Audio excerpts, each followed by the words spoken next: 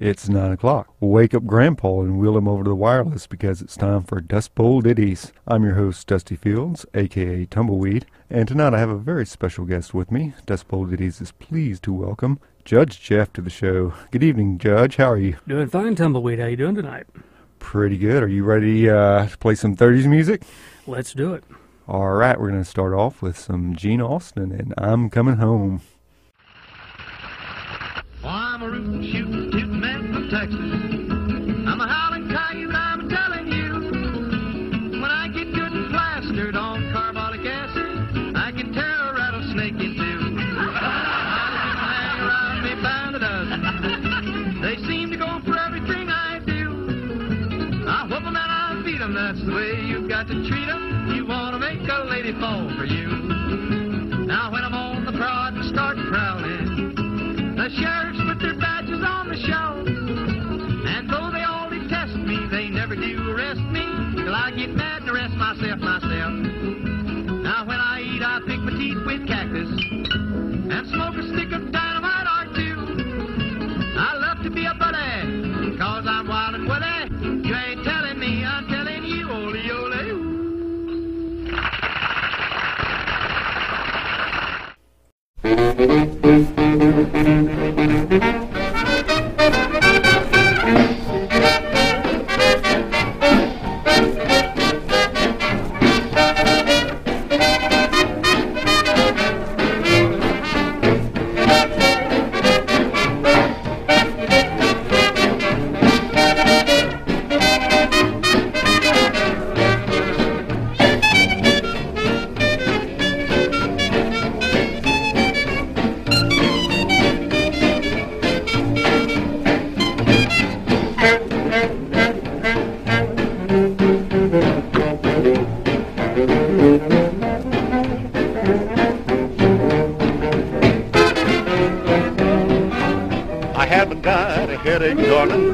And my vision's okay too. Just look in my eyes and you can see the trouble with me is you. I haven't got a toothache, darling. They are all as good as new. There's only one thing that's wrong with me.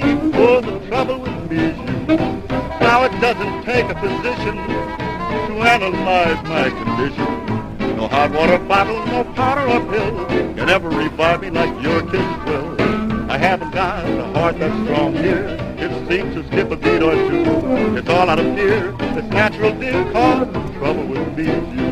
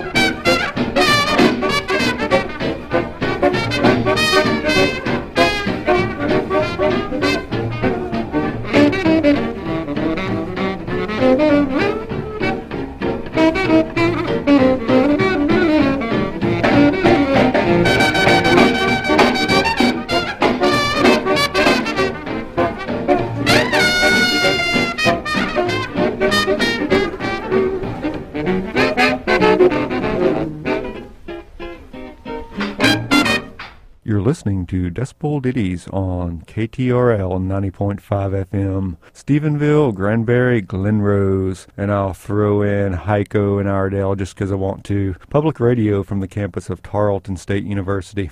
That was Red McKenzie and his Celestial Beings with The Trouble With Me Is You. And we started things off with Gene Austin and I'm Coming Home.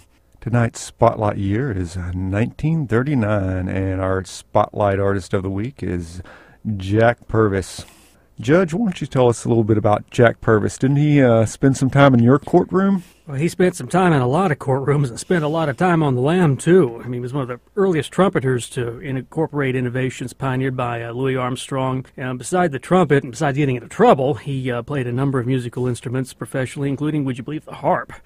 Was born in Kokomo, Indiana in 1906, but lost his mother at a very young age and Became pretty uncontrollable after that. Was sent to reform school for various acts of petty larceny, and it just got worse from there, to be perfectly honest.